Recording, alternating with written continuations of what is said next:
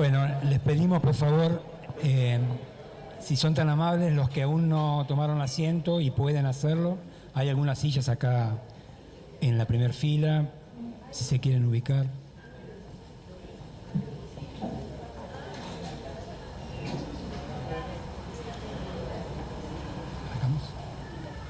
Bien, buenas tardes a todas y todos.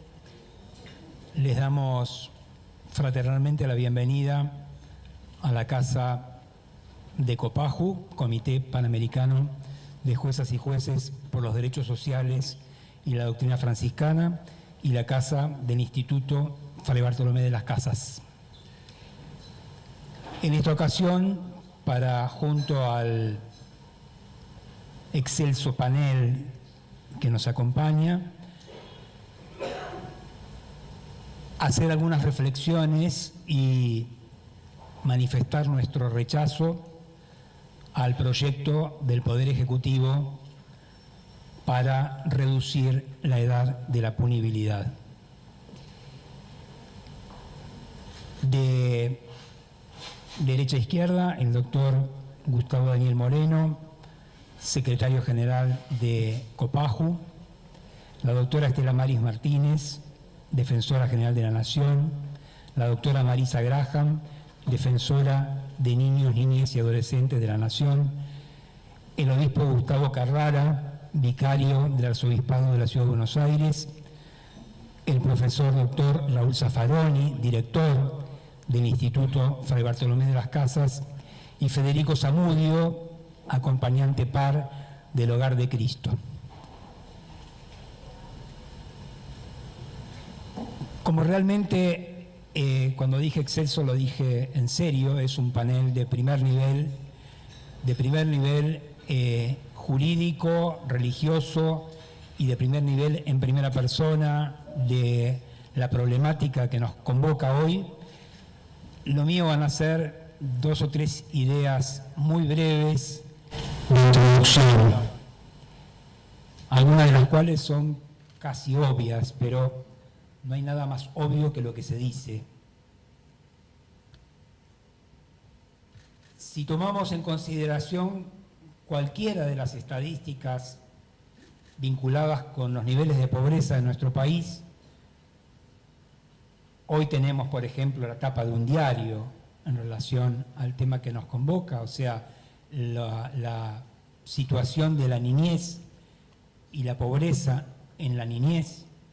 Cualquiera de las estadísticas van, la más optimista en un 55% y la más pesimista en un 75% de personas pobres en la Argentina. Números impensados, inéditos, increíbles, si tomamos en consideración que en la década del 70 el mismo guarismo era de 1 dígito y casi nos vamos acercando a los 3 dígitos al paso que vamos.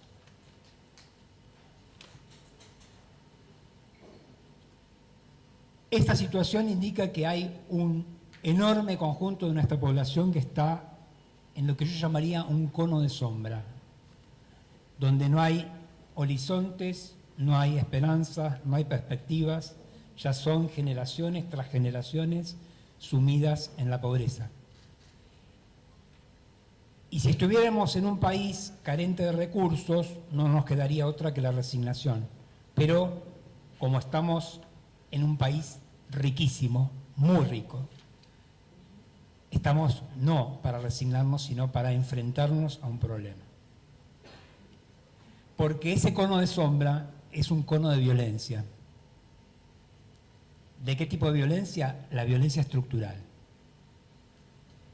Y esa violencia, hay una ley de Lavoisier, esa que dice, nada se pierde, todo se transforma, ¿no? Y esa máxima de la química en su momento y de la física, la aplicó Bourdieu al tema de la violencia social, y hablaba de que la violencia no se pierde, se transforma. Entonces, esa violencia estructural que hoy le estamos imprimiendo al 60, 70% de la población, y a 7 de cada 10 menores en nuestro país, es la violencia que vuelve y va a seguir volviendo día tras día. En este proyecto, lo que nos proponen es trabajar sobre los efectos y no sobre las causas. Nadie habla de esto que estoy mencionando.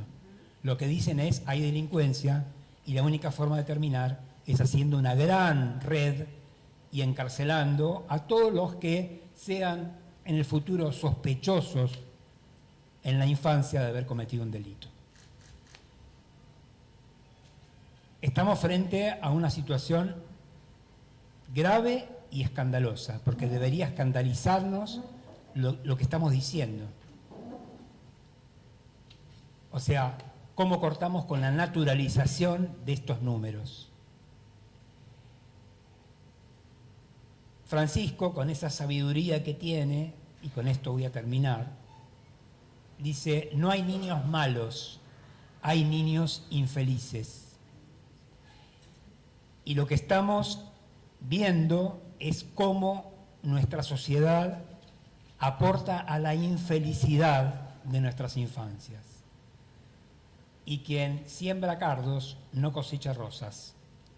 Y si no damos vuelta a esta ecuación, los futuros años de nuestro país van a ser años de profunda tristeza. Le doy la palabra al doctor Moreno. Muchísimas gracias.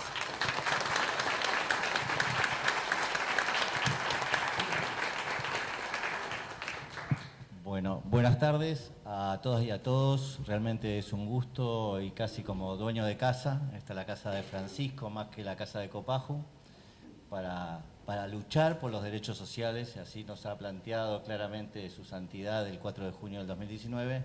Venimos y nos encontramos acá y es un gusto encontrar a tanta gente, tener este panel. Claramente yo no soy parte del panel, lo digo claramente, teniendo a la defensora general de la Nación, a Marisa Graham como la defensora de niñez, a Gustavo Carrara y al queridísimo Raúl Zaffaroni, y el orgullo de contar con Federico Zamudio, que va a hablar en primera persona. Realmente, como lo dijo Andrés, gracias Federico, para nosotros, para mí es un honor que estés en esta casa. Y tener la Pila Millerski entre el público, para quien pide un aplauso, ¿no? Para mí en especial, Pila, me tomaste el último examen de mi carrera de posgrado y nunca lo voy a olvidar y me aprobaste. Es por eso, porque... No, me aprobó. Se equivocó y me aprobó. Tardamos años en hacer el primer seminario con Marisa sobre la Convención de los Derechos del Niño que se dictó en la Facultad de Derecho. No seminario, sino la carrera, digamos, de la segunda, la exoptativa. CPO. Estar acá para mí es muy emocionante. Gracias, Pila. Gracias a Maximiliano Benítez, el defensor general de la provincia de Entre Ríos, que se corrió hasta acá expresamente para poder estar para mí. Gracias, Maximiliano, que estás acá. Y yo voy a hacer... Merecido.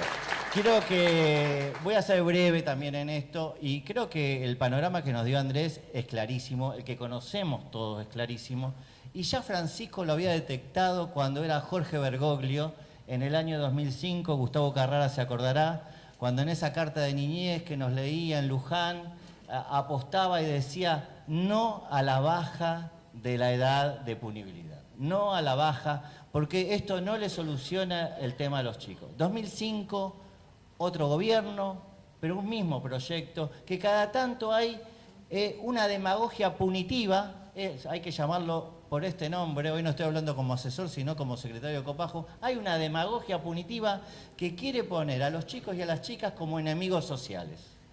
Es claramente eso, aprovechando esta situación, y mucho hemos debatido si hacíamos esto o no lo hacíamos, porque seguramente esto es, en la política macro puede significar o no también ponernos un tema para pelear entre nosotros, discutir, y la verdad que la situación, como decía Andrés, es absolutamente muy mala, el contexto es muy malo, lo marcan las estadísticas. Lo marcan las estadísticas y vemos claramente que aún en el proyecto del señor presidente de la Nación dice claramente que el aumento o no de la cuestión de las conductas que cometen los chicos tienen que ver con el delito a la propiedad. Tiene que ver el 80 y pico %, dice el señor presidente en el mensaje que envía al Congreso, cerca del 85% cometen delitos contra la propiedad. Entonces, ¿qué están haciendo nuestros chicos, nuestros adolescentes en una situación altamente de vulnerabilidad? Y un poco están redistribuyendo la riqueza. Yo sé que esto no suena bien decirlo desde un magistrado, pero la verdad que los pibes lo que están haciendo son pibes pobres que ven un montón de carencias, que han tenido un montón de carencias en educación, carencias sanitarias, carencias de vivienda. Nosotros abrimos la canilla y sale agua, prendemos la cosita de la luz, la perillita, y hay luz. Esto no sucede, en los barrios no hay gas. Entonces, me parece necesariamente, yo no justifico decir por ser pobre comete una conducta, pero necesariamente que tiene algún grado de incidencia, la tiene. Y entonces nos encontramos con que el señor presidente envía este proyecto y dice, bueno, hay que bajar la edad porque no se puede tener estos chicos en esta situación, y la mejor situación para él es ponerlos presos. No me voy a dedicar al proyecto porque lo que prepara para los no punibles aún debajo de los 13 años es atroz. Es el encierro es peor que la 22278. ¿Y qué pasa con Argentina y por qué no a la baja? Y todos van a conocer seguramente los que hacen un poco familia, los que hacen infancia, los que hacen penal juvenil, que evidentemente la observación general número 24 ha elogiado a los países que, dice, es encomiable la tarea de los países que todavía mantienen una edad alta. Y esto, la verdad, tenemos que decirlo claramente porque esto va a traer responsabilidad internacional a la República Argentina de dictarse esta ley. Sin dudas, pero sí me parece que no podemos estar con el discurso de no a la baja, y vamos, en esta mesa estamos toda a la baja, no a la baja, pero tenemos que tener la atención que sí el Estado debe darles una solución a los chicos no punibles, a los adolescentes no punibles. Y en esto hago un mea culpa, creo, con el mayor respeto a la mesa, que creo que estamos en deuda todavía. Y estamos claramente en deuda, porque la mayoría de todos los proyectos que están hoy en el Congreso, son exactamente 16, creo, Marisa, ¿es así? 17 horas. Bueno, hay uno que tiene que ver con la reiterancia, qué sé yo, de píparo, pero los demás todos bajan la edad, salvo 4. Salvo 4. Algunos a los 12, otros a los 13, a los 14, pero ¿y qué le dan a los no punibles? ¿Cuál es la solución para esos chicos? Aún los del proyecto de 16 años. La derivación a los organismos de protección. Bienvenidos los organismos de protección integral. Pero ¿cuál es la situación de los organismos de protección integral en todo el país? No solamente en la ciudad de Buenos Aires o en la provincia de Buenos Aires, los servicios locales y los servicios zonales. Recordemos al Polaquito, alguien que un comunicador social denostó en un medio de comunicación. ¿Cuál era el servicio local del Polaquito? Villa Caraza. Y había que ir a Villa Caraza, como fuimos, y encontramos claramente que tenía una sola computadora compartida el organismo de protección, el servicio local. Quiere un servicio local que muchas veces no tiene la autoridad como para citar a una familia, a unos adultos que también están comprometidos en el delito, en conductas obviamente que no son buenas para esos chicos, que tiene que hacer un seguimiento y que evidentemente no lo pueden hacer.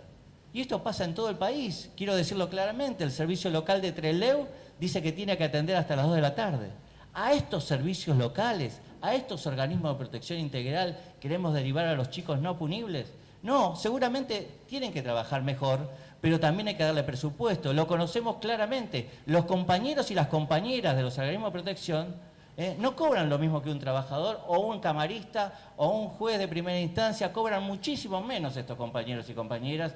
Por lo tanto, el estándar de la protección integral es un doble estándar.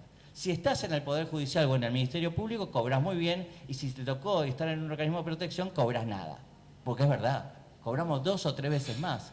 A ellos sí, les exigimos al organismo de protección que se hagan cargo de todo lo que los jueces de familia no se quieren hacer cargo, de todo lo que los jueces penales y juveniles no se hacen cargo, de todo lo que el Ministerio Público y los asesores no nos hacemos cargo, y que ellos hagan las cosas. Y después la ubicación institucional. Ahora, ¿cómo queremos la exigibilidad que nos exige Francisco en el 4 de junio del 2019? Exijan los derechos sociales, amparos, hagan acciones. medidas autosatisfactivas. Exijan lo que él llama destruyamos el nominalismo jurídico. ¿Cómo lo vamos a hacer en definitiva si estos organismos de protección integral están dentro de la órbita del propio Poder Ejecutivo que ejecuta la política de chicos, ya sea municipal, provincial o nacional?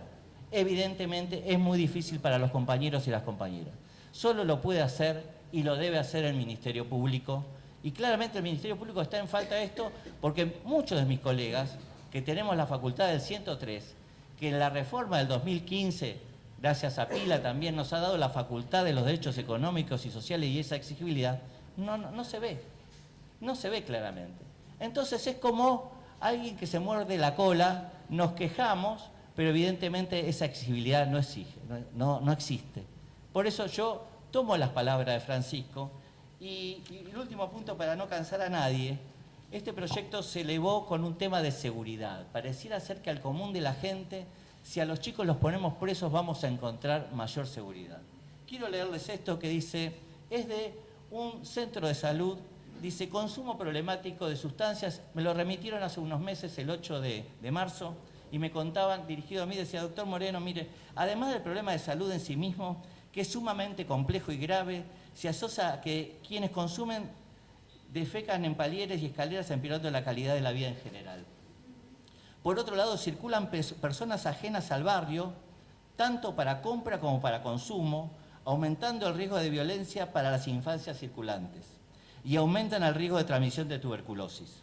Es oportuno describir que ante la ausencia de políticas públicas de efectivo cumplimiento, esto es en la Ciudad de Buenos Aires, de un caso famoso que es el caso Mendoza, en un complejo urbano donde se relocalizó a la gente de la Villa 2124, dice, es oportuno describir que ante la ausencia de políticas públicas de efectivo cumplimiento que den respuestas a las necesidades más sentidas de la población, en el barrio tal se ha instalado en los últimos 5 años una especie de segundo estado o estado paralelo a cargo del narcotráfico, que atiende a demandas de los habitantes como préstamos de dinero para cuestiones de la vida cotidiana, apoyo escolar, los transas le dan apoyo escolar a los chicos, organización de eventos, entre otras, más allá de la actividad delictiva en sí.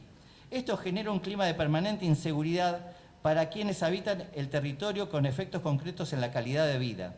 Reina un clima de amenazas, de zonas infranqueables, de cuestiones que se resuelven de manera arbitraria y violenta, con actores que manejan una parte importante de poder y recursos, acentuando las condiciones de vulnerabilidad de la población. Esta es la verdadera inseguridad.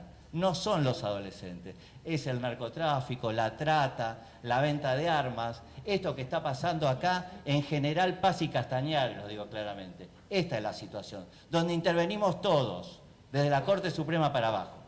Entonces, me parece a mí que tenemos que dar una solución. No va a mejorar la seguridad de la población por meter a los pibes presos. Muchísimas gracias.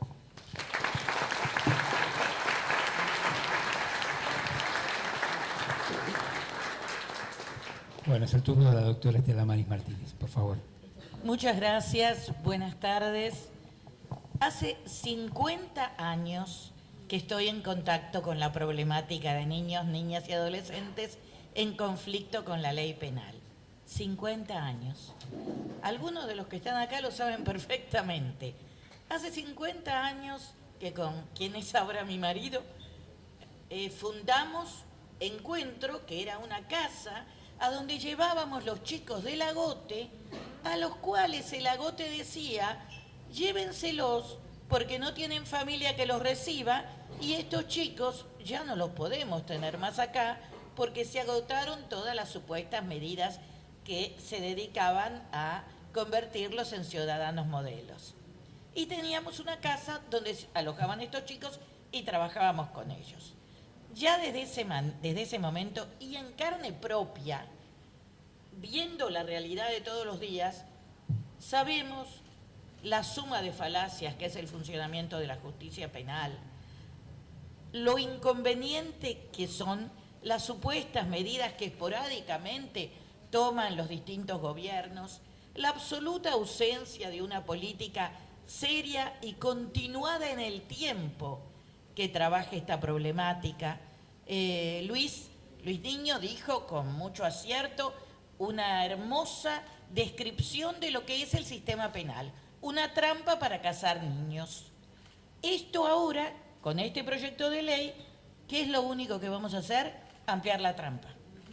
No vamos a hacer otra cosa. El proyecto de ley es una suma de mentiras. Yo creo que tuvo mucho que ver la prensa, creo que aquí lo mediático tuvo mucho que ver. Creo la falsa idea de que la seguridad está en peligro por los terribles delitos que cometen los adolescentes, sobre todo los adolescentes menores de 16 años, que si criminalizamos a los adolescentes de 14 a 16 años y ahora de 13 a 16, el problema se va a solucionar. Yo creo que ni ellos mismos creen lo de 13, creo que pusieron 13 para negociar y lograr 14. ¿Quién manejó todo esto? ¿El Ministerio de Desarrollo Social? ¿El Ministerio de Justicia? Un poquito, pero básicamente el Ministerio de Seguridad.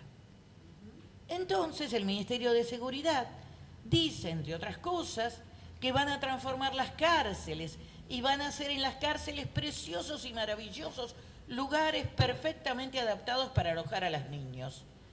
Esto es un insulto. Señores, en este momento hay más de 2.000 presos en condiciones inhumanas, adultos, en las comisarías de la ciudad de Buenos Aires, donde no se cumplen las reglas de Mandela, pero ni para empezar a hablar, donde tuvieron a un hombre con una silla de ruedas tirado en el piso porque en el calabozo la silla de ruedas no entraba. Ahora no solucionaron ese problema. Hace 6, 7 meses que está el gobierno. Antes no lo solucionaban porque se peleaban, porque estaba Macri en la ciudad, que no tenía la misma política que el gobierno nacional. Ahora tienen la misma línea política, son amigos, sin embargo, no se solucionó ese problema y la vergüenza que están ofreciendo es construir containers en las comisarías barriales con oposición del barrio. Los vecinos de todos los barrios están diciendo que no quieren esto para poner ahí a los presos adultos. Y esa gente va a conseguir lugar en las cárceles. ¿Qué van a hacer con los presos si no quieren utilizar ningún mecanismo de recuperación de libertad? ¿Dónde los van a poner? ¿Dónde van a poner a los chicos? O sea, esto es todo falso, como también son falsas las estadísticas. Usaron las estadísticas que le mandan los juzgados nacionales. Solo Ciudad de Buenos Aires. No usaron ni siquiera Santa Fe o la provincia, que la provincia de Buenos Aires tiene buenas estadísticas, positivas. Usaron las de la Ciudad de Buenos Aires, pero no se usaron con un criterio racional. Pusieron todo a punto tal, y esto no puedo evitar contarlo, que Marisa me llama un día y me dice, mira Estela, que en las estadísticas figuran 3 nenes de 4, 6, 9, 7, 9 años, son nenes y nenas, acusados de abuso sexual, imputados de abuso sexual. Entonces inmediatamente yo me movilizo, mando al defensor, averiguo, eran efectivamente 4 nenes, la causa ya había sido archivada, era una mamá, me guardo los comentarios, que los había acusado por los juegos sexuales que habían hecho los nenes en un jardín de infantes. Estos acusaditos son los que engordan las estadísticas. Así es muy fácil decir que aumentó un 32%, que es lo que dijo el secretario de Justicia cuando fue al Congreso. Pero es mentira esto. Primero, que no es en todo el país. Y segundo, que las estadísticas no se hacen acumulando datos al tuntún. Las estadísticas las hace alguien que sabe y que sabe evaluar lo que dicen esos datos. Sobre eso, no solo que la mayoría, por supuesto, son hechos mínimamente lesivos de delitos contra la propiedad, pero además es mentira, porque cotejan actualidad con previo a la pandemia, donde claro, en el 2020 hubo mucho menos porque la gente no salía a la calle. Entonces son cifras construidas de manera perversa. Sobre esa base quieren hacer una ley de reforma penal juvenil. Hace 20 años, con esta ley que tenemos ahora, que por absurdo que parezca, debo reconocer que Mari Beloff tenía razón. Son tan inútiles y tan perversos que van a terminar haciendo una ley peor que esta. La que tenemos es muy mala, ¿por qué? Porque los jueces no se preocupan mucho para aplicarlas. por aplicarla bien y porque, como bien dijo Gustavo, no están preparados los verdaderos mecanismos que nada tienen que ver con la cárcel, con lo penal, tienen que ver con lo social, tienen que ver con el fortalecimiento de la familia, con los lazos comunitarios. Eso no está preparado. Entonces, todo el mundo siga. Hace 20 años, estos mismos jueces le impusieron perpetua a unos jóvenes que habían cometido unos delitos gravísimos. Tenían 16 años el menor. Se discute, no se arregla a nivel interno, llegamos a la Comisión Interamericana, llegamos a la Corte Interamericana, y la Corte Interamericana dicta el fallo Mendoza, que no es el Mendoza que decía Gustavo, que el Mendoza de Gustavo es el fallo del Riachuelo de la Corte de acá.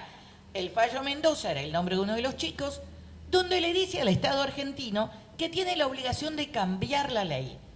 No solo que no puede seguir teniendo las perpetuas, que las tiene que cambiar esa penalidad, que tiene que investigar las torturas a las que habían sido sometidos los chicos, pero además que tiene que dictar una nueva ley, pero una nueva ley que obedezca los parámetros de la Convención sobre los Derechos del Niño y todo el otro corpus internacional enorme que habla sobre la materia. Esto los obligaba a dictar una ley, el fallo tiene 10 años, el fallo de la Corte Interamericana, los obligaba a dictar una ley en la cual, por supuesto, no se retrogradara, no se bajara de 16, pero sí que se pusieran todas las garantías y todas las alternativas y todas las nuevas visiones garantistas, las nuevas visiones que establecen los principios de derechos humanos respecto de niños, niñas y adolescentes. Hace 10 años la ley no se dictó.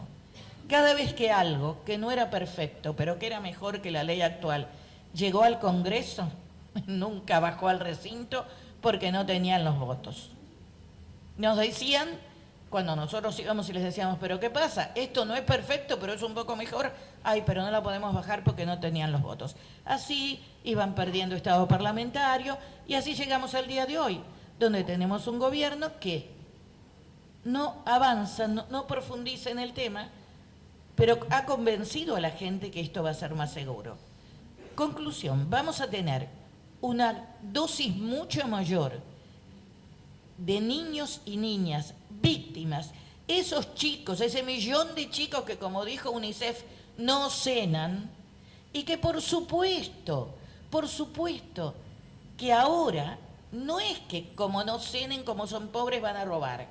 La verdad es que al estar pobres no tienen lo elemental para crecer bien.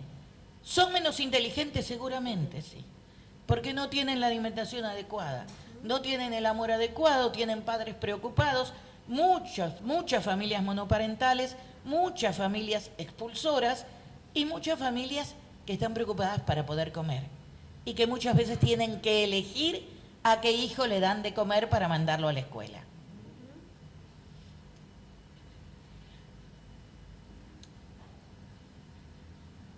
Con eso, ¿qué hacemos nosotros? ¿Qué hace el Estado? El Estado, que prescinde, pero no prescinde para hacer el mal. ¿Qué hace? Lo va a meter en la cárcel. Entonces, ¿qué vamos a hacer? Vamos a aumentar el nivel de reincidencia. Por supuesto. Porque en esa cárcel que están planeando, y que es una cárcel, ya no tienen problema, ya ni siquiera le ponen un nombre bonito. Claro, porque antes disimulaban un poco más, ya en la cárcel, y va a estar adentro de una cárcel y la va a tener el servicio penitenciario, que van a ser convertidos en preciosos educadores de niños. Eso es lo que están ofreciendo. Y nosotros, los que venimos luchando hace mucho, y los que vemos las cosas como son, tenemos la obligación moral, aunque tengamos pocas esperanzas, de seguir luchando. Porque lo que no podemos permitir, y aunque seamos una voz que clama en el desierto, no podemos permitir que se construya sobre una mentira. No podemos permitir que se usen los derechos de las víctimas para decir que las víctimas van a estar mejor. Porque las víctimas no van a estar mejor. Si establecemos una política que siembra el odio y que siembra la maldad y que tiene bases perversas y falsas, lo que vamos a obtener a la larga o a la corta es un producto absolutamente más peligroso que lo que tenemos ahora. Por eso es importante, y creo que esto es algo en lo cual tenemos que insistir. lejos de mejorar la situación, van a hacer daño, porque van a hacerle daño a los chicos, y van a convertir a la sociedad en más peligrosos. O sea, es mentira que protegen a las víctimas porque no van a estar más protegidas. Y es mentira que vayan a hacer algo digno con niños, niñas y adolescentes. Todo es simplemente una construcción falaz con la cual vamos a tener una estructura de actuación judicial peor que la que tenemos ahora. Más allá de que, por supuesto, y esto lo espero, va a haber un montón de denuncias contra el Estado ante los sistemas interamericanos y ante los sistemas universales de derechos humanos, porque esto nadie lo va a poder aceptar. Y ahora, no digo más nada porque si no me van a retar, pero sí los invito a que sigamos luchando, porque es la única solución. Sepamos que la verdad está de nuestro lado, lo otro son todas mentiras. Y aunque perdamos, bueno, hay que seguir mirando hacia adelante, hay que seguir caminando, porque los niños, las niñas, los adolescentes de nuestro país se lo merecen, porque nadie luchó por ellos verdaderamente.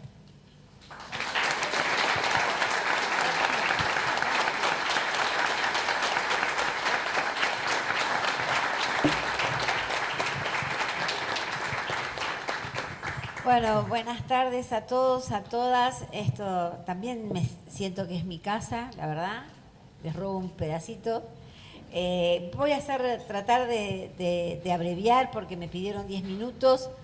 Yo voy a decir algunas cosas. La primera cosa, yo voy a tratar de hablarle a los legisladores, a las diputadas y a los senadores y a las senadoras. Primero, es muy difícil legislar sobre un sujeto que no conocen. No saben quiénes son nuestros pibes, no saben qué hacen, dónde están, qué necesitan, no tienen la más mínima idea. Ni el proyecto del Ejecutivo, del cual habló ya Estela Maris, ni tampoco los otros proyectos que la dan de progres, que bajan la edad y que bajan la edad con garantías. Lo mismo que... Yo lo puse así, pero lo voy a decir así más rápido. Esa pastilla ya se la comió Brasil en los años 90, cuando bajó la edad a los 12 años. Y esa pastilla venía del consenso de Washington. Y esa pastilla venía sostenida por UNICEF regional e internacional. ¿Por qué? Porque todos esos organismos respondían al consenso de Washington, no hay otra. Acá está Marita, que puede hablar mejor de eso que yo.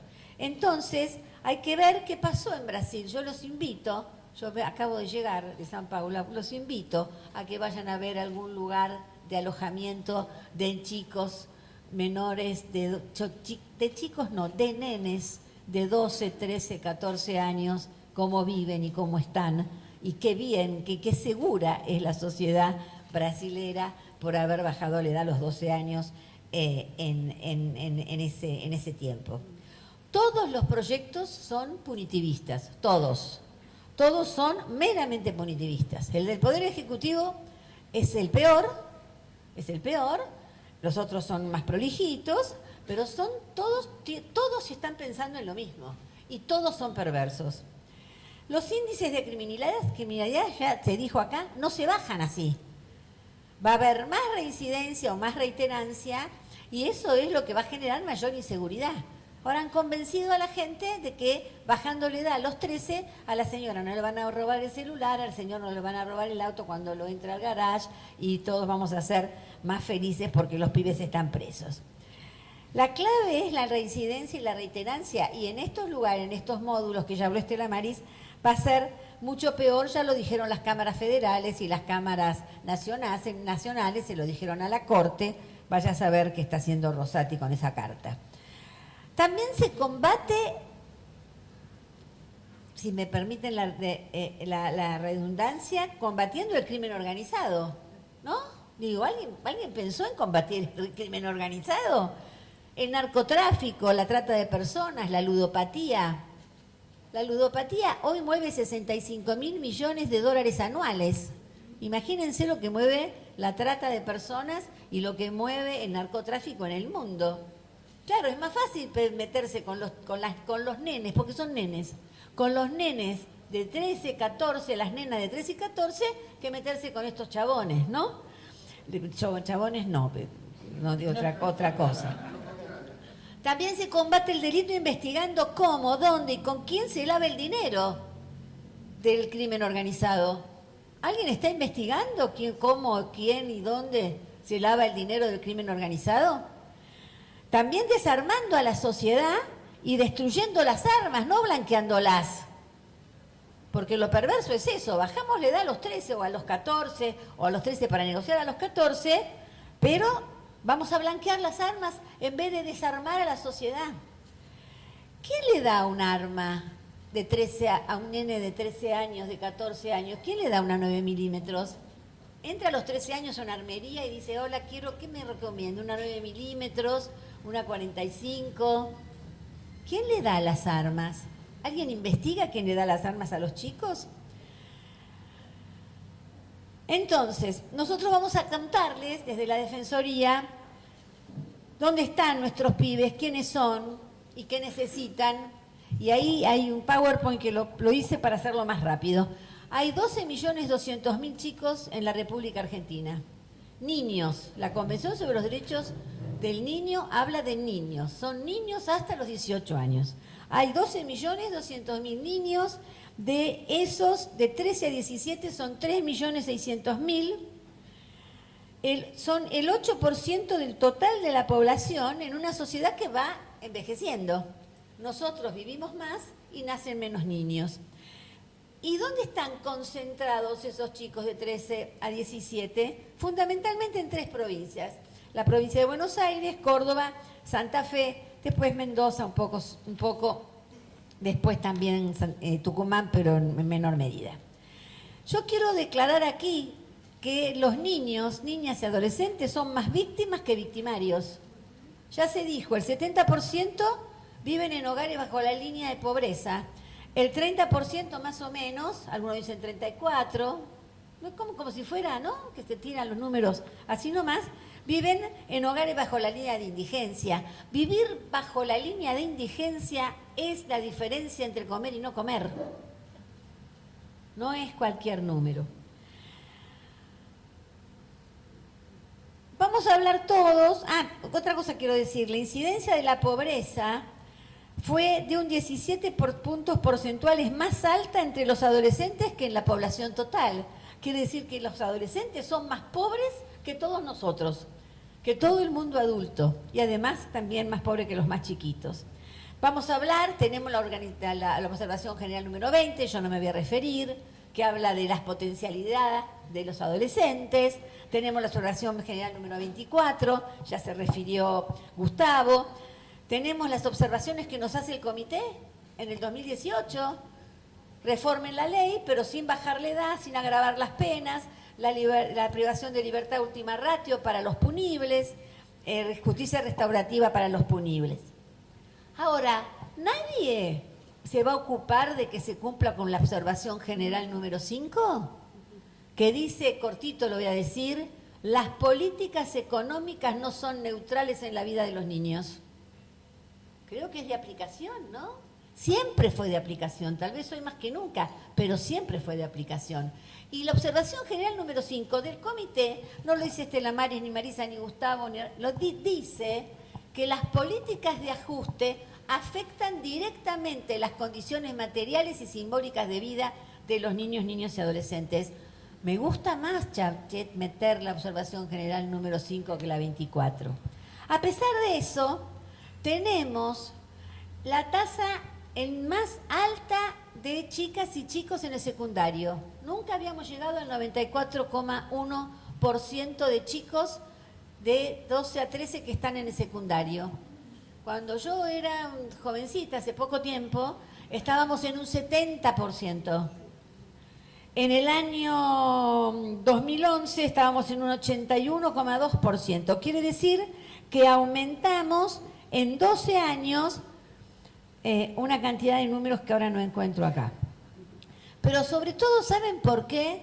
Porque desde la Defensoría y de otros que nos acompañaron, obligamos a una política de Estado que el gobierno anterior tomó y que ejecutó, que es el progresar, y bajar la edad, porque era de 18 para arriba, y nosotros hablamos con el primer ministro, que no voy a ni nombrarlo porque ni nos escuchó, pero sí con Jimmy Persic, que por suerte sí nos escuchó, porque hay que tener hay una oreja, como dice Francisco, ¿no? El apostolado de la oreja. Y dijimos, ¿por qué no bajás el piso a 16 y 17 si los pibes se van a esa edad de la escuela?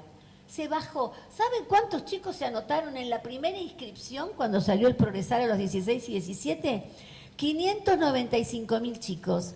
¿Qué quiere decir eso? Que cuando el Estado ofrece una política pública eficiente y eficaz, las chicas y los chicos la toman. El problema es cuando hay ausencia de política.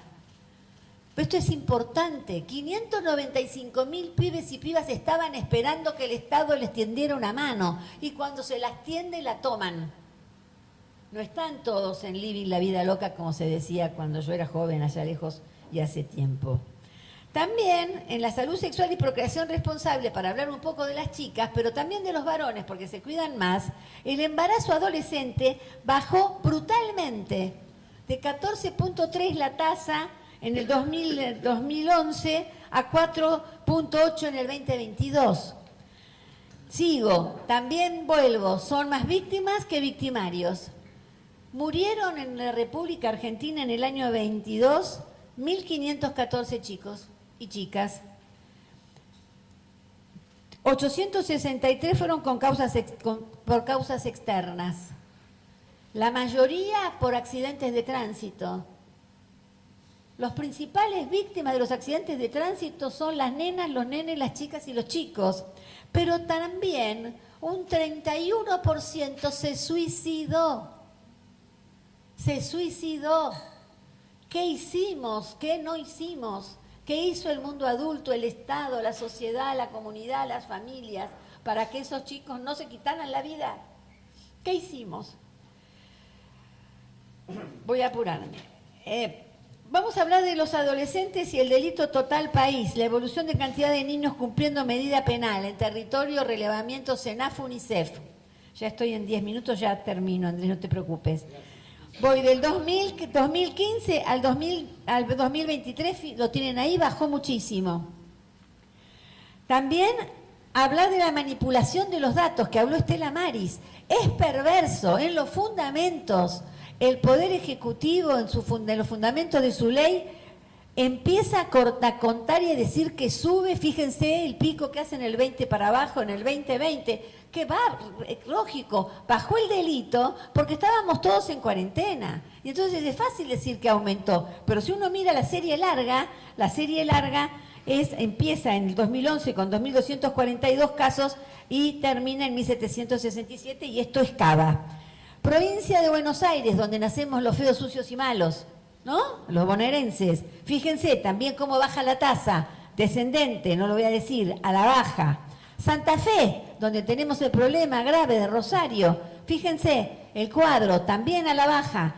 En el segundo cuadro van a ver una tasa de 5.9, hoy estamos en 2.3. En Córdoba, que es otro, también a la baja, fíjense en los dos, no lo voy a decir ahora. ¿Qué quiere decir entonces, para terminar? En estos 4 distritos, que son los 4 que son los que tienen mayor población y mayor cantidad de delitos, pero porque tienen mayor cantidad de pibes y de pibas, entonces es obvio. En Cava bajó un 21,1%, en la provincia de Buenos Aires bajó un 17,6%, en Santa Fe un 23,2%, en Córdoba un 54,6%. Le quiero decir a los diputados y a los senadores, diputadas y senadores, porque el Ejecutivo no lo entiende, este es un país federal, las provincias son anteriores a la nación, no le delegaron su poder de redactar sus códigos de procedimiento, y muchas provincias están resolviendo lo que no se resuelve a nivel nacional a través de sus códigos de procedimiento y de algunos programas de los cuales voy a tratar de hablar ahora. Las edades mínimas y las tasas de homicidios por país son inversamente proporcionales a la edad de punibilidad. Los países más seguros en términos de un homicidio cada 100.000 habitantes somos Argentina y Cuba. Somos los dos países que tenemos la edad a los 16 años. Después primero está Bolivia como seguro. Fíjense, voy a tomar el caso de Brasil, país hermano, tiene 23.1 en relación a la tasa de homicidios y bajó hace casi 30 años o más de 30 años su edad a los 12 años. Si miran el próximo, el 0,45% de los chicos cometen algún delito. El 0,45%. Quiere decir que el 99,55% no comete ningún delito. Están bajo la línea de la pobreza, están bajo la línea de indigencia, pero no están cometiendo ningún delito. Y a la pregunta de Facundo, que siempre dice que Facundo es el defensor adjunto, a la repregunta, ¿y si un nene por debajo de la edad comete un delito, no hay nada que hacer? Sí, hay cosas que hacer. Está la experiencia de los hogares de Cristo, acá está el padre Carrara. Está Federico, ellos nos van a contar. Pero hay experiencias importantísimas en algunos distritos de la provincia de Buenos Aires. Ensenada, San Martín, Avellaneda, 3 de febrero. Son otras las políticas. Es el Ministerio de Desarrollo Humano, es aumentar los salarios de aquellos que se dedican a los niños. Entonces, ¿para qué quieren bajar la edad? Delito de adulto, pena de adulto, dicen a cada rato. Si tenés 13 años y las hacés, las pagás. Delito de adulto, pena de adulto, viene del derecho anglosajón, no tiene nada que ver con nosotros. Los niños y las niñas no son adultos. Así que pena de adulto, delito de adulto, no lo podemos permitir. No puede pasar, no va a pasar en la República Argentina. Y termino con 2 frases. Una es la frase que insistentemente nos dice Francisco: hay que trabajar en la periferia y desde la periferia. Todo el tiempo lo repite, cada vez que lo escuchamos habla de trabajar en la periferia y desde la periferia. Y ese me parece que es el mensaje. Y una última, que no me encanta, Winnicott, pero esta me parece que sirve. Dice: en la infancia jugar a esconderse es un placer, no ser encontrado es una catástrofe. Muchas gracias.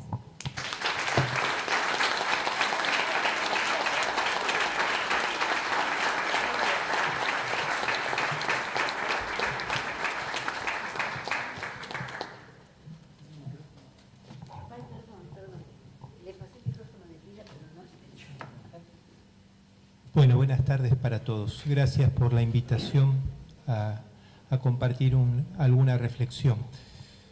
Yo me voy a centrar en algunos temas por ahí de los derechos sociales, ¿no? Que es lo que nos convoca.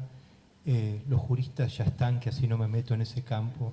Sería muy respetuoso de mi parte. Pero sí, todos los que estamos acá somos adultos, ¿no?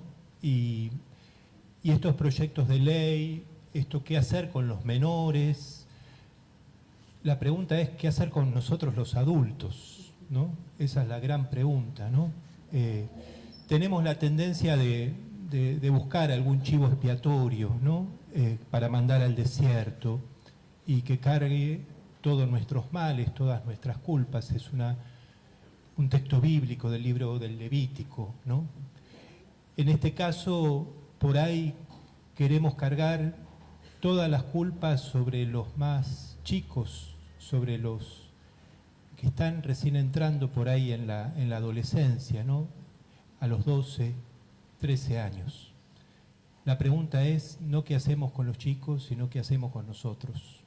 Y tampoco la pasamos rápido a los diputados y a los senadores. Nos quedamos la pregunta nosotros y volvemos a hacernos la que hacemos con nosotros mismos. Después, también la mayoría de las veces vuelve a aparecer de una u otra manera lo que Adela Cortina define como la aporofobia, ¿no? El rechazo a los pobres, el odio a los pobres, se filtra sutilmente de una u otra manera y hay que estar atentos también a esto. Como bien decimos, para poner solo un ejemplo, ¿no? Cómo llega un arma con la cual un adolescente podría hacer muchísimo daño pero cómo llega un arma ahí, ¿no? El tráfico de armas es una cuestión del mundo adulto, no de los niños, niñas y adolescentes, que con un arma pueden hacer mucho daño, pero de nuevo, el tema es los adultos. Y si hablamos de derechos sociales, podríamos hablar un montón, pero yo quisiera hablar de algo que es clave, porque a veces en la Argentina es difícil encontrar acuerdos y decir, bueno, vamos a tirar para el mismo lado, ¿no? Y hubo una ley, que es la Ley de Integración de Barrios Populares, ¿no? Que tuvo un consenso muy amplio. Primero se hizo lo que llama el RENAVAP, ¿no? El Registro Nacional de Barrios Populares. Hoy tenemos más de 6.600 villas o barrios populares en la Argentina, por lo menos 6 millones de personas viviendo allí y mucho más de la mitad niños, niñas y adolescentes están identificados y georreferenciados. Y hubo 2 proyectos de ley, primero en el 2018 y después en el 2022, que dijeron, bueno, tenemos que integrar a estos barrios. No se puede con la lógica de la erradicación o la lógica del desalojo violento, porque es de sentido común. ¿Qué haces con 6 millones de personas? ¿Dónde las pones? No tiene lógica, no resiste la lógica. Después aparece el concepto de urbanizar, ¿no? Lo que la urbe le da a estos barrios populares, y bienvenido, ¿no? Electricidad segura, agua potable, cloacas, una escuela cerca, un centro de salud, un centro de primera infancia. Pero el concepto de integración urbana es un concepto que quiere dejar lo siguiente, que los pobres no solo dan que pensar, sino que piensan, no solo despiertan sentimientos, sino que sienten, no solo padecen las injusticias, sino que muchas veces se organizan para hacer frente a esas injusticias que viven y también, por consiguiente, tienen una sabiduría que también merece ser incorporada y tomada. Bueno, esa política pública votada por última vez en el 2022, donde hubo un solo voto negativo en senadores, 3 solos votos negativos en diputados, un consenso muy grande. Bueno, esa política pública se ha desfinanciado, ¿no? En la práctica, en los hechos. Entonces, si nosotros no trabajamos por esos derechos sociales, muchos niños, niñas y adolescentes van a sufrir mucho, ¿no? Decía San Juan Bosco, un gran educador, ¿no? Cuando yo visito a un joven en la cárcel, lo primero que tengo que decir es que llegué tarde, porque hay una historia de sufrimiento y de dolor que se podría haber evitado.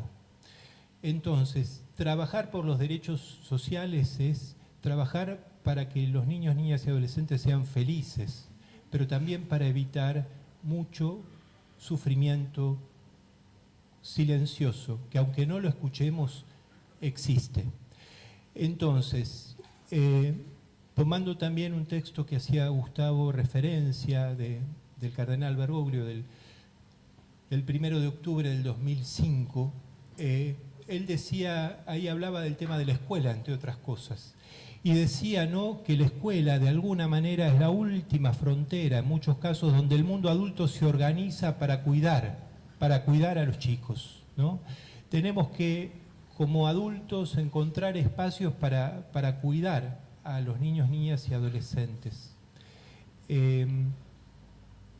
Cito un texto de Francisco, no quiero ser oreja, pero que le dirigió una vez a la Asociación Internacional de Derecho Penal. Dice así, ¿no?, con este tema: los estados deben abstenerse de castigar penalmente a los niños que aún no han completado su desarrollo hacia la madurez, y por tal motivo no pueden ser imputables. Ellos, en cambio, deben ser los destinatarios de todos los privilegios que el Estado puede ofrecer, tanto en lo que se refiere a políticas de inclusión como a prácticas orientadas a hacer crecer en ellos el respeto por la vida y por los derechos de los demás. Yo creo que esto que estamos tratando, es una pregunta en primer lugar para nosotros. Y acá hay mucha gente, la mayoría de gente, la que estamos acá, no hablo por mí, hablo para ustedes, son comprometidos, por eso están acá.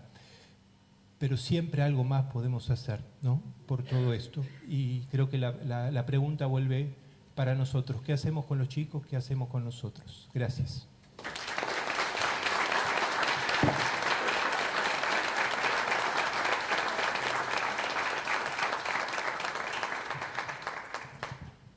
Bueno, con el compañero estamos acá casi al final, de modo que esa es una gran ventaja, porque ya la mayor parte de las cosas está dicha. El padre preguntaba qué hacemos con nosotros. Voy a darle vuelta a la pregunta. ¿Qué van a hacer con nosotros o qué quieren hacer con nosotros? Este proyecto no es una flor en el medio del desierto. Este proyecto es resultado de un punitivismo bochornoso, lamentable, fomentado por los medios masivos de comunicación monopólicos, incitando a la venganza, era lo único, que no es exclusivo de nuestro país, por cierto. Empieza en nuestro país hace muchos años, por allá por 1930, con motivo de un secuestro y un homicidio del secuestrado. El presidente Justo propone aumentar todas las penas, el Senado saca el proyecto con pena de electrocución en la silla eléctrica, después no lo trata la Cámara de Diputados, después de 50 años tenemos Bloomberg. La Cámara de Diputados que no lo trató era la del fraude electoral, la que lo trató, que no había fraude electoral, hizo las cosas de Bloomberg. Y bueno, ahora tenemos en nuestro Parlamento una comisión permanente de legislación penal. La legislación penal excepcional. Pero ahora tenemos una comisión permanente y la comisión permanente, como ninguna burocracia de suicida, que hace leyes penales. Desde el 2000 hasta hoy tenemos 150 leyes penales, de las cuales hay más de 100 que son de reforma al Código Penal. Se legisla con una irresponsabilidad que en nuestra historia de codificación no tiene precedentes, cualquiera haya sido el signo político o el momento en que se discutió nuestra codificación. Ahora tenemos como resultado de la reforma propuesta cuando era diputado por el actual ministro de Defensa, Petri, ese señor que tiene una particular inclinación hacia la ropa de fajina y mostrar músculos y todo eso. Bueno, ahora resulta que hay una cantidad de delitos enumerados en los que no procede la libertad condicional. Primero viola el principio de igualdad. Si yo he hecho una cosa que tiene la misma gravedad que otro, ¿por qué me van a negar la libertad condicional a mí y no a otro? En razón de una distinta tipicidad. Si es equivalente la lesión al bien jurídico, si es equivalente mi reproche de culpabilidad, bueno, tengo que tener la misma pena, pero al negarle la libertad condicional, por primera vez en nuestra historia tenemos una pena perpetua, realmente perpetua, con una ley de ejecución que dice que es la readaptación social, van a readaptar un cadáver, claro. En fin, bueno, y la finalidad de la ejecución penal que tenemos en la Constitución, conforme a los tratados internacionales, etc. En medio de eso es que sale esto con una grosera mentira. En los delitos graves, homicidio, la incidencia de menores de 16 años es despreciable. En la ciudad de Buenos Aires, no sé si ustedes lo saben, no es para que estemos ahora saliendo con una matraca a festejarlo, porque tenemos que bajar más, pero de cualquier manera, en los últimos, desde el 2010 al 2022, nos hemos ahorrado un 50% de homicidios. Es decir, nos estamos ahorrando 100 cadáveres por año. Y la incidencia de menores de 16 años a veces es de 1, a veces de 2, a veces de ninguno. Es decir, tenemos que cuidarnos más de los mayores de 50, de los veteranos, que de los menores de 16 años. De modo que esto en delitos graves es una mentira. Sí, los pibes son molestos a la policía, eso es verdad. Pero no porque tengan incidencia en delitos graves. Quiero ser rápido. Por último, quisiera observar algo. Creo que Se ha dicho acá que esta ley empeora la que tenemos, pero la que tenemos es mala. Y no confundamos la baja de responsabilidad de los niños para aplicarle la misma pena que los adultos, que es una barbaridad, con la baja de procedibilidad, que es otra cosa. Cuidado, si se va a internar a un niño en un instituto, si se va a institucionalizar, cuidado que eso es una pena. Se llame como se llame, es una pena. Y es una pena que es más grave la institucionalización en un adolescente, en un niño, que en un adulto. Toda institucionalización total es deteriorante, pero los adultos ya están más o menos deteriorados cuando llegamos. En lugar, el niño no, está en una edad evolutiva, con lo cual la cosa se le marca mucho más. Y para imponer una pena se necesita un proceso. Y se necesita probar que alguien hizo un delito. Entonces, la procedibilidad no me importa hasta dónde la quieren bajar. Si la quieren bajar hasta el feto, que a veces pega patadas en la madre, que la bajen.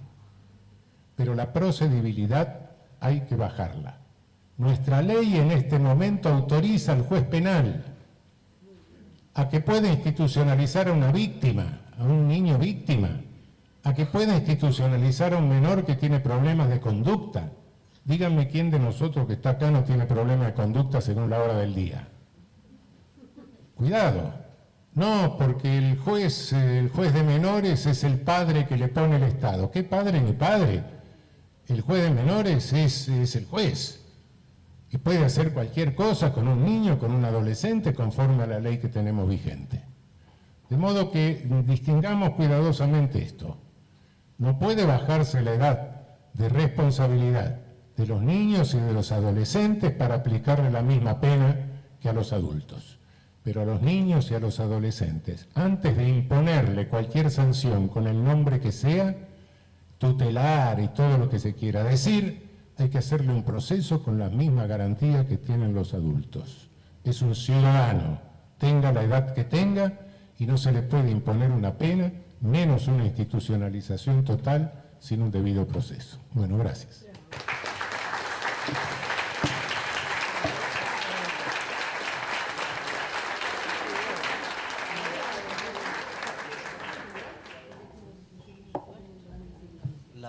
Me llamo Federico Zamudio, tengo 30 años y soy acompañante del Hogar de Cristo. Bueno, le voy a contar un poco de mi historia. Nada fácil, pero bueno.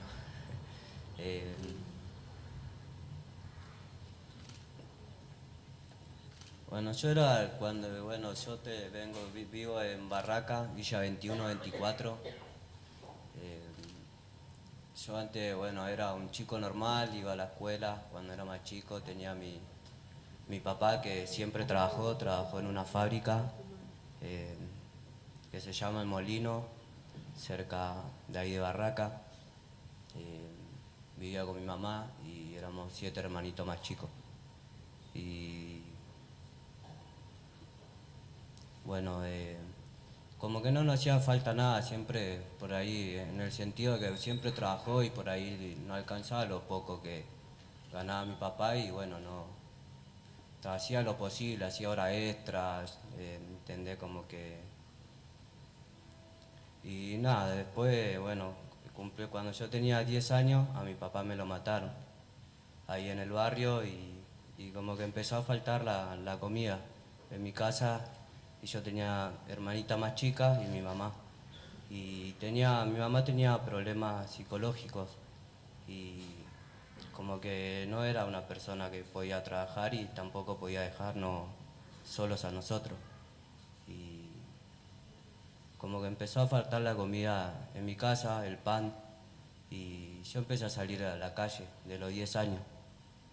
Y empecé a conocer gente más grande que andaban delinquiendo y como que no me quedó otra que tirarme para ese lado y empecé a agarrar la calle, empecé a salir a robar con la gente más grande, me enseñaba cómo tenía que hacerlo y comprábamos los fierros, esos tiempos me acuerdo, una 9 milímetros en caja me lo vendían 2.000 pesos, en caja con 2 cargadores, lo conseguíamos.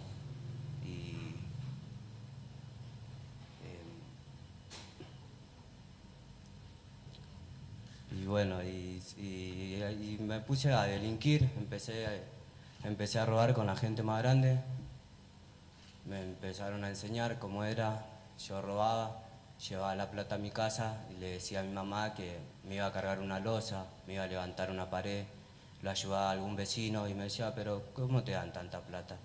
Y nada más, voy a agarrar y comprar las cosas para comer, le decía, las cosas que hace falta, le decía. Y me decía, pero ¿cómo, de dónde sacaste toda esta plata? ¿Quién te va a esta plata? Me decía. Y le decía, voy a agarrar y comprar para comer, le decía, comprar las cosas que hace falta en casa para comer nosotros. Y le decía, no, le fui a ayudar a fulanito a cargar una losa. Ah, bueno, está bien, ella agarraba y con eso iba a comprar mercadería y bueno, y compraba para comer. Y es como que una carga muy pesada, ¿entendés? Como que yo siendo muy chico agarré la calle, no tuve ni infancia, no tuve ninguna ayuda tampoco, dejé la escuela, por ahí acompañaba a mi mamá a llevar a mis hermanitas a la escuela y ya me cruzaba con los pibes que andaban robando, me llamaban aparte, me acercaban y me decían, vamos, tenemos un laburo para hacer. Y yo les decía, ¿qué laburo? Allá, no sé, marcamos una casa, no sé, una casa de celular para entrar. Y le decía, ¿y con qué van ahí? Imagínate, yo era chico. Y nada, y empezamos a hacer así. Después, bueno, a los 14 años pasó un hecho que le saqué la vida a una persona y como que eso me dolió mucho. Estaba en el tema de la droga, me empastillaba, andaba perdido en la calle. A lo primero no me drogaba, pero después como que agarré la calle, empecé a delinquir, empecé a drogarme, tomaba mucha pastilla, que eso me hacía muy mal, como que no tenía conocimiento de lo que hacía. Y bueno, en un hecho le saqué la vida a una persona, como que eso me dolió mucho, y después andaba en el barrio, andaba así como si nada, con la pistola en la cintura, y había salido por la tele, que me andaban buscando, y andaba con la pistola en la cintura, esperando a que me vengan a agarrar. Yo veía a la policía que pasaba, y yo sabía que me andaban buscando. Y yo me ponía a propósito, así por donde ellos pasaban, para ver como que si me venían a agarrar. Y como que no me importaba mi vida. Andaba empastillado, andaba perdido en la calle, drogado. Mi mamá no me podía contener, éramos muchos, no tenía ninguna ayuda. Y como que me perdí en la calle. Y yo estaba ahí con la pistola en la cintura esperando que me vengan a agarrar. Y yo decía, no me van a llevar preso, decía.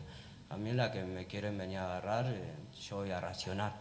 Y ellos me veían ahí, como que como que no se animaban por ahí a agarrarme, porque decían por ahí como yo cometí el homicidio, como que por ahí va a racionar de lo mismo, ¿entendés? Y no me importaba, andaba perdido en la droga, y así andaba en la villa como si nada, con la pistola en la cintura, todos los días, empastillado. Y bueno, después otro día, bueno, me agarraron, yo estaba empastillado, bueno, iba a la escuela, bueno, estaba yendo a la escuela y bueno, iba a 3er grado, todavía mi viejo estaba, mi papá. Pero bueno, después que falleció como que dejé de ir a la escuela.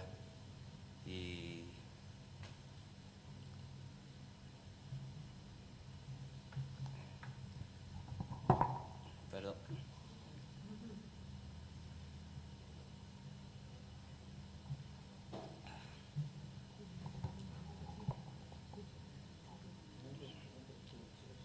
Y bueno, como les decía, andaba muy perdido en la droga y bueno, yo cruzaba a la policía que me querían agarrar y demás, y a mí no me importaba, como que no me importaba mi vida.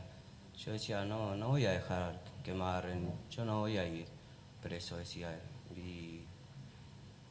Y bueno, hasta que bueno, me agarraron en mi casa, estaba empastillado y nada, y me decían, ¿dónde está la pistola? ¿Dónde está la pistola? Yo no tengo nada, le decía. Y bueno, y después bueno, me llevaron a los institutos, un instituto de menores. Y bueno, el hecho bueno, no le conté el hecho, le voy a contar el hecho. Cuando fuimos a robar, yo estaba con una persona mayor de edad. Y el chavo me da la pistola como para que yo encañone. Y bueno, yo voy y lo encañono al muchacho que estaba manejando. Y el muchacho como que me quiso sacar el arma y a mí se me escapó un tiro. Y yo digo, bueno, le pegué al parabrisas, digo. Y no le pegué al parabrisas. Y bueno, pasó eso y yo me fui corriendo. Y después salió por la tele como que le pegué a una señora que estaba al lado, que se ve que era su esposa. Y nada, y yo por ese hecho, por eso, bueno, salí por la tele, me andaban buscando. Yo antes estaba muy mal, como que no me importaba mi vida, así como que andaba perdido en la calle, en la droga, vivía tomando pastillas, esperaba como que venga la policía y venga y me agarren, y no me iba a dejar agarrar, yo decía. Y bueno, hasta que me agarraron, fui al instituto, estuve ahí y como que, bueno, los pibes ahí me decían, no, como que me hacían problemas porque me decían, no, vos estás por tal cosa, me decía, vos le quisiste sacar el bolso a una señora, me decía, y le sacaste la vida. Y nada, y me vivía peleando con los pibes del instituto por ese hecho. Y nada, y como que estuve varios tiempos ahí, después me llevaron a una comunidad, salí de ahí y seguí delinquiendo. Estuve después otra vez, caí preso otra vez por robo,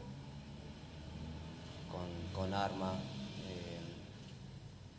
Y bueno, hasta que bueno, conocí al Hogar de Cristo, me empezaron a acompañar, me dieron contención, amor, que eso no lo tenía yo.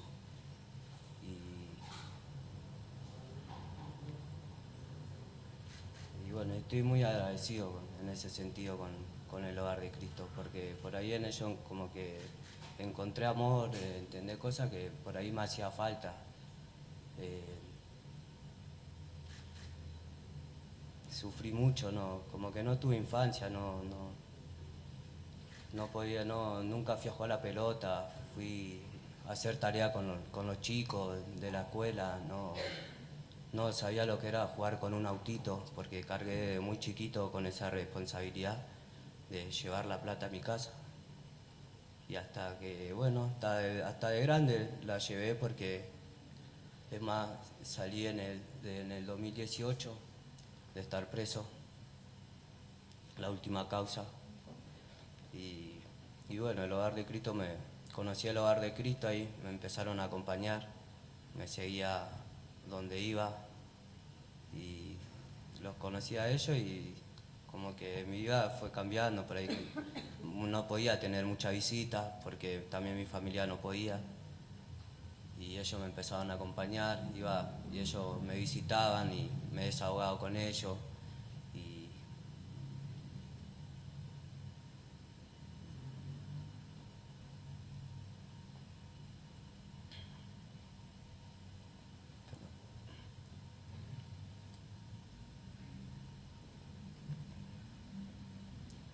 Me empezaron a acompañar, los conocí a ellos y me iban a visitar donde estaba.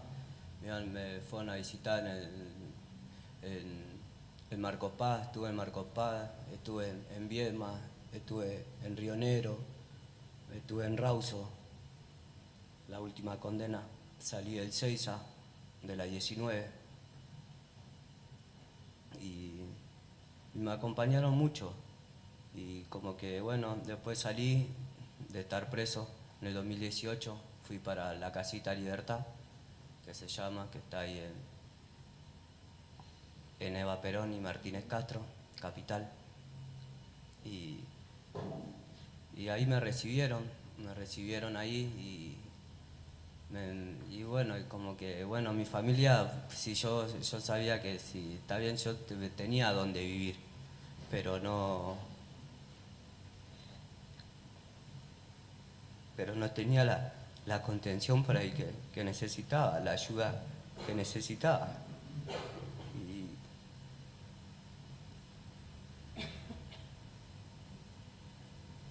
Y ahí en la Casita Libertad me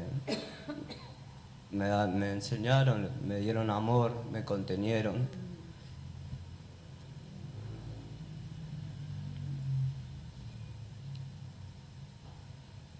Pude trabajar los problemas que tenía con la delincuencia.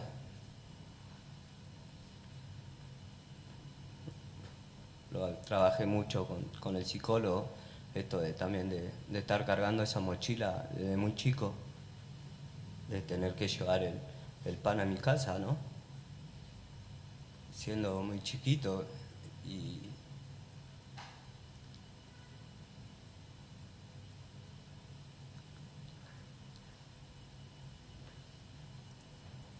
bueno, y gracias a ello, bueno, hoy estoy así como estoy, ¿no?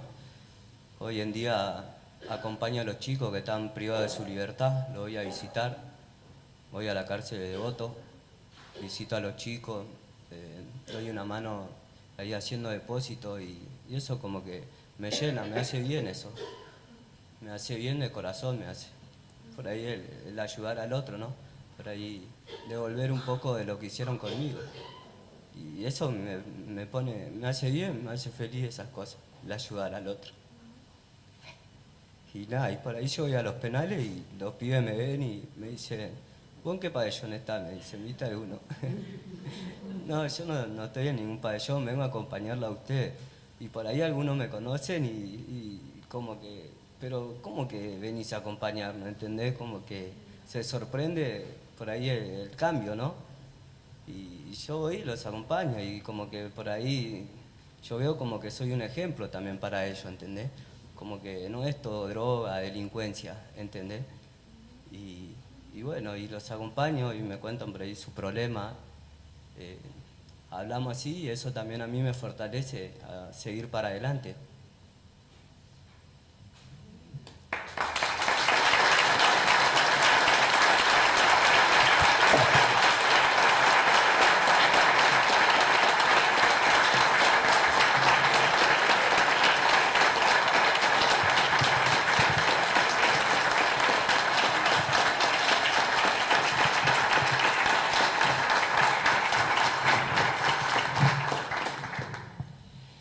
Bueno, gracias Federico.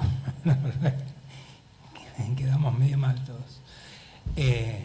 Bueno, gracias, creo que no hay mucho más para decir. Casi que está todo dicho. Así que muchas gracias a los colegas, compañeros, compañeras del panel. Muchas gracias a todos por habernos acompañado. Y como bien dijo Estela Maris, no dejemos de luchar, porque hay mucho para luchar. Muchísimas gracias.